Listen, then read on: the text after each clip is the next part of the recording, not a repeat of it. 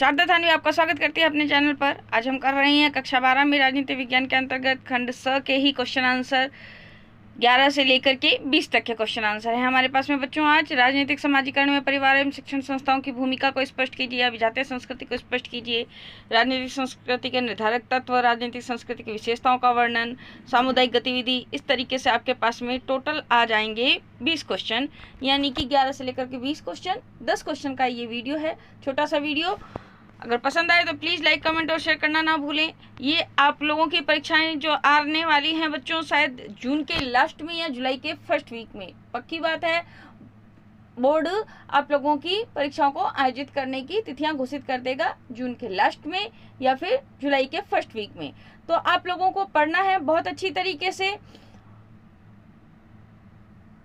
आपके अध्ययन की दृष्टि से ही मैं अपने वीडियो लगातार आपके पास में प्रश्न बैंक के भेजती जा रही हूँ। इनका सबका अध्ययन कीजिए ताकि आपको नंबर अच्छे से अच्छे मिल सके और आपकी तैयारी अच्छी तरह से हो सके। देखिए हम कर रहे हैं, पहला क्वेश्चन है जो आपके पास में राजनीति विज्ञान के अंतर्गत कि राजनीतिक समाजीकरण में परिवार और शिक्षण संस्थाओं की भूमिका को स्पष्ट करना है। परिवार और शिक्षण संस्थाओं की भूमिका को स्पष्ट करना है आपको राजनीतिक समाजीकरण में। तो इसके अंतर्गत देखिए, सब जो पहला है आपके पास में, परिवार प्रथम पाठशाला मानी जाती है जिसके माध्यम से बालक रीति रिवाजों और परंपराओं को सीखता है। वह अपने माता पिता की आज्ञा को स्वीकार भी करता है जिससे उसमें सत्ता का बोध होता है।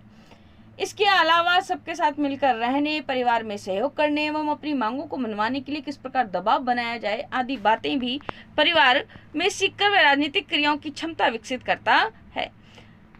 सामान्यतः चुनावी अनुभव यह बताते हैं कि परिवार का मुखिया जिस राजनीतिक दल का समर्थक होता है, परिवार के अन्य सदस्य भी उसका अनुसरण करते हैं। इस प्रकार राजनीति के प्रति प्रारंभिक समझ का विकास परिवार के माध्यम से ही होता है। अब आता है आपके पास में शिक्षण संस्थाएं। शिक्षण संस्थाओं में देखिए आपको जो याद करना है पैराग्राफ वो ये है, राजनीतिक समाजीकरण में शिक्षण संस्थाओं की भी महत्वपूर्ण भूमिका होती है।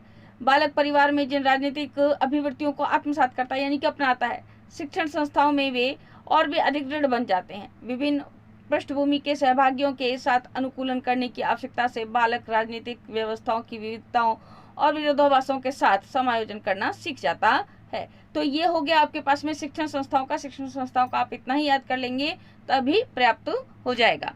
अब हम चलते हैं आगे। देखिए आपके पास में अगला क्वेश्चन है, अभिजात्य संस्कृति को स्पष्ट करना है। अभिजात्य संस्कृति को स्पष्ट कीजिए। देखिए ये जो है छोटा सा क्वेश्चन, इसका आंसर बोल रही हूँ मैं। अभिजात्य संस्कृति, अभिजात्य, अभिजन वर्ग किसको कहते हैं? अभिजन वर्ग उसको कहते हैं जो कोई प्रमुख वर्ग होते हैं और राजनीति में अपनी भूमिका निभाते हैं। कुछ अलग सा वर्ग होता है, कुछ उच्च वर्ग होता है जो राजनीतिक संस्कृति में, राजनीतिक समाजीकरण में अपनी भूमिका निभाते हैं, उसको कहते हैं हम अभिजन वर्ग। तो अभिजात्य संस्कृति क्या है? देखिए प्रत्येक समाज में अभिजन वर्ग का सदैव अस्तित्व रहा है। कुछ लोग जो समाज को प्रभावित करते हैं अपने पैसे के बल पे, अपने धन के बल पर, तो अपने प्रभाव के बल से, और जनता पर उसका प्रभाव भी पड़ता रहता है। अभिजन वर्ग यदि ईमानदारी, सादगी के साथ रहेगा तो संपूर्ण समाज में स्वच्छता और सादगी का वातावरण पाया जाएगा। यदि अभिजन वर्ग में सादगी और ईमानदारी का गुण नहीं है तो समाज पर भी प्रतिकूल प्रभाव पड़ेगा, अर्थात समाज में ईमानदारी व सादगी की जगह भ्रष्टाचार व अव्यवस्था का वातावरण उत्पन्न हो जाएगा।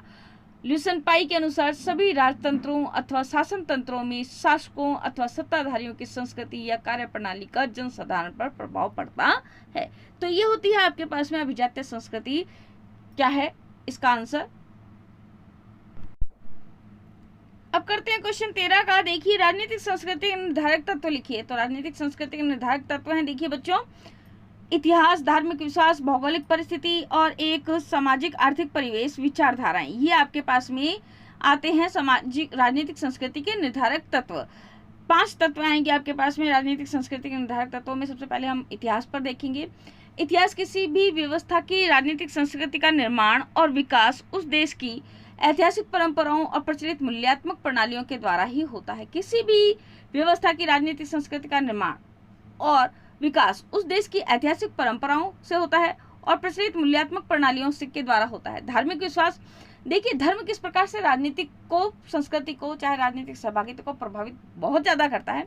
धार्मिक विश्वास में आता है वर्तमान में धर्म राजनीतिक संस्कृति के निर्माण में न केवल महत्वपूर्ण भूमिका निभाते हैं, बल्कि कई बार समाज की राजनीतिक व्यवस्था व संस्थाएं किस प्रकार से होंगी इस बात को भी निर्धारित करते हैं। वो होता है, ये हो जाएगा आपके पास में धार्मिक विश्वास। अब आता है भौगोलिक परिस्थिति, देश की भौगोलिक स्थिति, उपलब्ध संसाधन, जनसंख्या की प्रकृति भी उस देश की राजनीतिक संस्कृति के निर्माण में महत्वपूर्ण भूमिका निभाती है, यानी कि महत्वपूर्ण भूमिका निभाती है।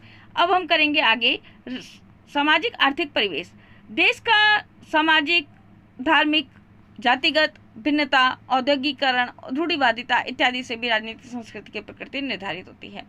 सामाजिक और आर्थिक परिवेश के अंतर्गत आता है, देखिए देश की सामाजिक है, धार्मिक, जातीयता, जातिगत भिन्नता, औद्योगिकीकरण, रूढ़िवादिता इत्यादि से भी राजनीतिक संस्कृति की प्रकृति निर्धारित होती है। अब आती विचारधाराएं, जितनी भी विचारधाराएं हैं वो सभी सारी की सारी राजनीतिक संस्कृति को प्रभावित करती हैं। अब इन विचारधाराओं में देखो कौन सी विचारधाराएं आ जाएंगी, उदारवाद आ जाएगा, मार्क्सवाद आ जाएगा, पूंजीवाद आ जाएगा, जैसी विचारधाराओं ने अपने वैश्विक दृष्टिकोण के आधार पर ही राजनीतिक संस्कृति के विकास में सहायक भूमिका निभाई है। इसके अतिरिक्त जो आपके पास में और आएंगे जो राजनीतिक संस्कृति को प्रभावित करते हैं, निर्धारण करते हैं जो राजनीतिक संस्कृति का, उन तत्वों में आता है बच्चों शिक्षा का स्तर, भाषा, रीति रिवाज, ये भी आपके पास में राजनीतिक संस्कृति के निर्धारक तत्वों में इनका भी स्थान रहता है। तो ये आपके पास में हुआ क्वेश्चन राजनीतिक संस्कृति के निर्धारक तत्व, 13 नंबर क्वेश्चन। अब हम चलते हैं अगले क्वेश्चन 14 नंबर क्वेश्चन में, राजनीतिक संस्कृति की विशेषताएं। 5 विशेषताएं हैं आपके पास में राजनीतिक संस्कृति की। देखिए राजनीतिक संस्कृति की निम्न विशेषताएं हैं। राजनीतिक संस्कृति अनेक तत्वों का सामूहिक एवं समन्वित रूप है। राजनीतिक संस्कृति में अनेक तत्व हैं जिनका जो राजनीतिक संस्कृति में उनका समन्वय भी होता है और उनके सामंजस्य से बनती है राजनीतिक संस्कृति। राजनीतिक संस्कृति के नैतिक मूल्यों के समर्थन की आवश्यकता होती है। राजनीतिक संस्कृति में नैतिक मूल्यों को समर्थन की आवश्यकता होती है, यानी कि नैतिक मूल्यों का विद्यमान होना राजनीतिक संस्कृति में अति आवश्यक है। फिर आता है राजनीतिक संस्कृति में गतिशीलता भी पाई जाती है। गतिशीलता यानी कि मूवेबल होती है, चेंज होती रहती है।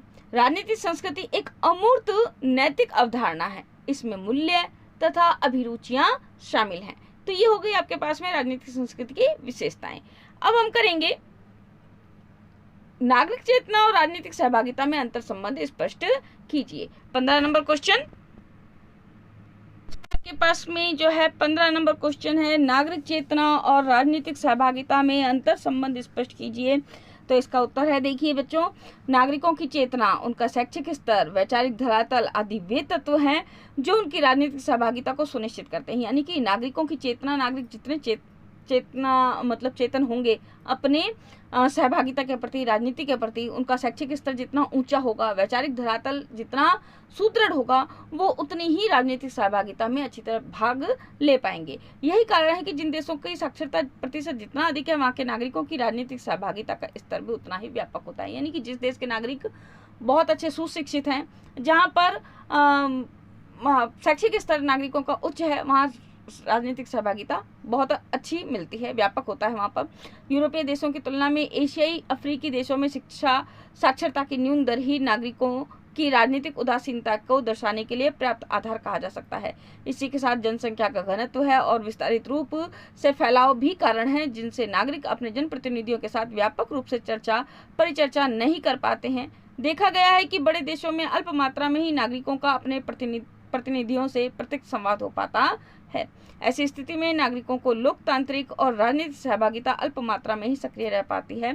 स्वाभाविक रूप से इसे किसी देश की राजनीतिक स्वास्थ्य के लिए उपयुक्त नहीं माना जा सकता। तो नागरिक चेतना और राजनीतिक सहभागिता में अंतर संबंध यही है कि नागरिक जितने ज़्यादा, जिस देश के नागरिक जितने ज़्यादा पढ़े लिखे होंगे, शिक्षा का स्तर जितना ज़्यादा होगा, उतना ही वो राजनीतिक सहभागिता में व्यापक स्तर पर शामिल हो पाएंगे।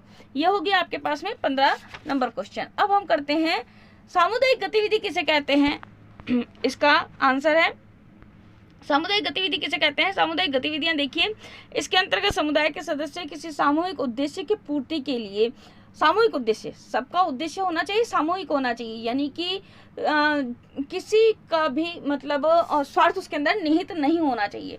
जैसे कि स्वच्छता, किसी सोसाइटी की, किसी और जगह की स्वच्छता हो गई, सुरक्षा इत्यादि की व्यवस्था के लिए एक दूसरे के साथ मिलजुल करके कार्य करते हैं। जब लोग बाग समूह के रूप में एक दूसरे के साथ में कार्य करते हैं तो वो क्या कहलाता है? सामुदायिक गतिविधि कहलाता है। इसके अतिरिक्त जब कोई नागरिक किसी व्यक्तिगत या सार्वजनिक मामले को सुलझाने के लिए अपने राजनीतिक प्रतिनिधि से जनसंपर्क करता है, कोई नागरिक अपने व्यक्तिगत या सार्वजनिक मामले को सुलझाने के लिए अपने राजनीतिक प्रतिनिधि से संपर्क करता है, या जब कोई नागरिक जलसे, जुलूस, विरोध प्रदर्शन, हड़ताल, धरने या बहिष्कार की गतिविधियों में हिस्सा लेता है तो इस कार्यवाही को भी सामूहिक गतिविधियां कहा जाता है, गतिविधियों में सम्मिलित किया जाता है। और ये लोकतंत्र को इस तरीके से प्रभावित करता है क्योंकि लोकतंत्र जनता का शासन है। जनता के शासन में जब तक सामूहिक गतिविधियां नहीं होंगी, लोग बाग अपनी आवाज को जनता शासन तक नहीं पहुंचा पाएंगे, तब तक की सामूहिक गतिविधियां इस कारण से प्रभावित करती है। सामूहिक गतिविधियां होती हैं कि लोकतंत्र तक, शासन तक अपनी आवाज पहुंचाने के लिए सामूहिक गतिविधियों का आयोजन किया जाता है। तो इस तरीके से ये लोकतंत्र को प्रभावित भी करते हैं। अब हमारे पास में आता है अभिजात्य वर्ग की अधिक राजनीतिक सहभागिता से आप क्या समझते हैं? अभिजात्य वर्ग की अधिक राजनीतिक सहभागिता से आप क्या समझते हैं? इसका उत्तर देखिए बच्चों, यह है अभिजात्य वर्ग की अधिक राजनीतिक सहभागिता से तात्पर्य राजनीतिक प्रक्रिया में अभिजात्य वर्ग की बढ़ती भूमिका से है।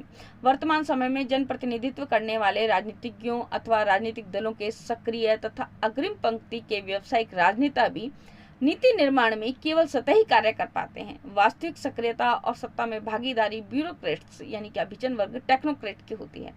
इस प्रकार वर्तमान समय में वास्तविक सहभागिता अल्प मात्रा में अभिजात्य वर्ग के हाथों में समट करके रह गई है। स्पष्ट है कि आधुनिक लोकतांत्रिक प्रणाली में लोकतंत्र मूलतः राजनीतिज्ञों का शासन है, जिसमें साधारण नागरिकों की भूमिका बहुत सीमित होती है, अल्पकालिक होती है, रुक रुक कर तथा काल्पनिक मात्र है, कल्पना के मात्र है। साधारण लोगों की भूमिका, साधारण लोग लोकतंत्र में भूमिका बहुत कम निभाते हैं, जबकि अभिजात्य वर्ग की यानी कि अभिजन लोगों की जो सत्ता में अपना प्रभुत्व रखते हैं, उन लोगों की सहभागिता बहुत ज्यादा होती है राजनीति में के अंतर्गत। ये हो गया है आपके पास में बच्चों 17 नंबर क्वेश्चन। अब आता है परिप्रेक्ष्य से आप क्या समझते हैं? परिप्रेक्ष्य देखिए, परिप्रेक्ष्य से आप क्या समझते हैं? राजनीतिक सहभागिता का एक स्वरूप यह भी है। परिप्रेक्ष्य राजनीतिक सहभागिता के स्वरूपों में से आती है। इसके अंतर्गत वह प्रक्रिया जिसमें सार्वजनिक महत्व के किसी प्रश्न पर, जैसे कि किसी नए कानून, संविधान या संवैधानिक संशोधन के प्रश्न पर जनसाधारण से मतदान कराया जाता है। अब वो क्वेश्चन क्या क्या हो सकते हैं? कोई नया कानून सरकार ने बनाया, उसके ऊपर जनता की क्या राय है, इसके लिए मतदान जनता द्वारा करवाया जाएगा। संविधान में कोई चेंज करवाना है, संविधान में संशोधन करना है, इसके प्रश्न पर भी जनसाधारण से मतदान कराया जाता है, तो वो क्या कहलाता है? परिप्रेक्ष्य। किसी प्रश्न पर निर्णय हेतु मतदान, इसको आसान शब्दों में आप समझ सकते हैं, किसी प्रश्न पर निर्णय हेतु मतदान को कहते हैं हम परिप्रेक्ष्य। ये हो गया आपके पास में बच्चों 18 नंबर क्वेश्चन। इस वीडियो में केवल अब हमारे पास में 19 और 20 नंबर क्वेश्चन बचे हैं। प्लीज वीडियो को लाइक, कमेंट और शेयर करना बिल्कुल भी नहीं भूलें। ज्यादा से ज्यादा सब्सक्राइब करें चैनल को और ज्यादा से ज्यादा शेयर भी करें। अब हम करेंगे 19 नंबर क्वेश्चन। देखिए 19 नंबर क्वेश्चन है, आमेंड एंड पावेल के अनुसार राजनीतिक संस्कृति के प्रकारों का वर्णन। राजनीतिक संस्कृतियां विभिन्न वैज्ञानिकों ने, विभिन्न राजनीतिज्ञों ने अलग अलग प्रकार से राजनीतिक संस्कृतियों का वर्गीकरण किया है। तो आमंड और पावेल ने 4 प्रकार की राजनीतिक संस्कृति बताई है। इसमें देखिए सबसे पहली आपके पास में आंग्ल अमेरिकी राजनीतिक व्यवस्था। ब्रिटेन है, अमेरिका जैसे देशों में सामंजस्यकारी उदारवादी मूल्यों वाली लोकतांत्रिक राजनीतिक संस्कृति। फिर दूसरा नंबर आएगा महाद्वीपीय यूरोपीय राजनीतिक व्यवस्था। फ्रांस, जर्मनी इत्यादि देशों में उदारवादी लोकतांत्रिक व्यवस्था के बावजूद एक राजनीतिक संस्कृति के बजाय कई उप संस्कृतियों और परिणाम स्वरूप हिंसात्मक संघर्ष से उत्पन्न राजनीतिक संस्कृतियां भी दृष्टिगोचर होती हैं। अब आता है तीसरा नंबर, अपश्चिमी अथवा पूर्व औद्योगिक राजनीतिक व्यवस्था। एशिया तथा अफ्रीका के अनेक पूर्व उपनिवेश जहां औद्योगिक आर्थिक विकास और लोकतंत्र अभी भी नवजात या अल्प विकसित अवस्था में है। चौथा नंबर आएगा सर्वाधिकारवादी राजनीतिक व्यवस्था। अधिनायकवादी, सर्वाधिकारवादी, अलोकतांत्रिक राजनीतिक व्यवस्थाएं जहां विपक्ष और विरोध की संभावना नहीं होती। एशिया अफ्रीका के के अनेक सैन्य तानाशाही और चीन, उत्तर कोरिया जैसे समाजवादी देश जहां पर सर्वाधिकारवादी राजनीतिक व्यवस्था का मिलती है। तो ये हो गया आपके पास में आमंड और पावेलिनी के अनुसार राजनीतिक संस्कृति के प्रकार। अब आपके पास में एक और आता है कि क्वेश्चन नंबर 20 आता है, राजनीतिक संस्कृति के निर्धारण में धर्म की क्या भूमिका होती है। लास्ट क्वेश्चन है, राजनीतिक संस्कृति के निर्धारण में धर्म की क्या भूमिका है। तो निर्धारक तत्व है जिसके अंतर्गत धार्मिक विश्वास, एक हमारे पास में राजनीतिक संस्कृति के जो हमारे पास में हमने किए थे 5 निर्धारक तत्व, उनमें हमारे पास में आता है एक धार्मिक विश्वास। तो वो ही है कि धर्म क्या भूमिका निभाता है राजनीतिक संस्कृति के निर्धारण में। वर्तमान में धर्म राजनीतिक संस्कृति के निर्माण में न केवल महत्वपूर्ण भूमिका निभाते हैं बल्कि इसको कुछ परिवर्तन के अंतर्गत भी अपना पर्याप्त हस्तक्षेप रखते हैं। बल्कि कई बार समाज की राजनीतिक व्यवस्था व संस्थाएं किस प्रकार की होंगी इस बात को भी निर्धारित करता है। कौन करता है? धर्म करता है। यानी कि धार्मिक विश्वास धर्म किस प्रकार से राजनीतिक संस्कृति को प्रभावित करता है, निर्धारित करता है, इसमें धर्म की क्या भूमिका है। तो यही आप लिखेंगे तब इसका आपका आंसर बिल्कुल सही होगा। ये आपके पास में हुए हैं बच्चों 11 से लेकर के 20 तक के क्वेश्चन। खंड सक चल रहा है हमारा 4 नंबर वाला। खंड 5 और 6 के केवल मैं आप लोगों को टॉपिक्स बताऊंगी। 4 नंबर के लिए भी टॉपिक बताए जाएंगे, 5 नंबर के लिए भी, 6 नंबर के लिए क्वेश्चंस के केवल टॉपिक बताऊंगी। उनके आंसर्स मैं नहीं कराऊंगी क्योंकि इतने बड़े बड़े आंसर्स हैं, इतने बड़े बड़े क्वेश्चन वो हो जाएंगे, वो इतना ज़्यादा हो नहीं पाता है। तो केवल आपको टॉपिक्स बताए जाएंगे कि ये टॉपिक्स आपको, ये यूनिट आपको अच्छी तरीके से 4 नंबर के लिए तैयार करनी है, 5 नंबर के लिए ये यूनिट तैयार करनी है, ये पॉइंट तैयार करने हैं। तो आप लोग उस तरीके से आप अपनी तैयारी करेंगे।